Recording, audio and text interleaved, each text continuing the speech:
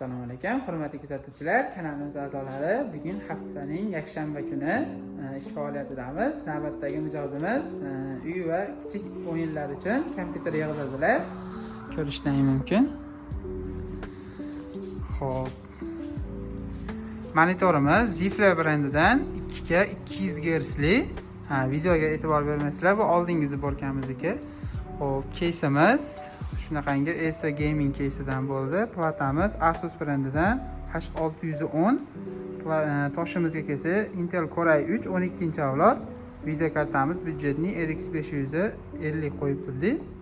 512 GB li SSD hamda 500 wattli Handkey brendidan blok pitaniyamiz.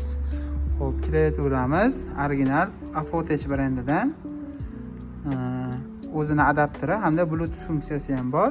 Mishkamiz ham Acer brendidan shunaqangi sifatli mishkalarni qo'yib ish holatiga tayyor qilib berdik.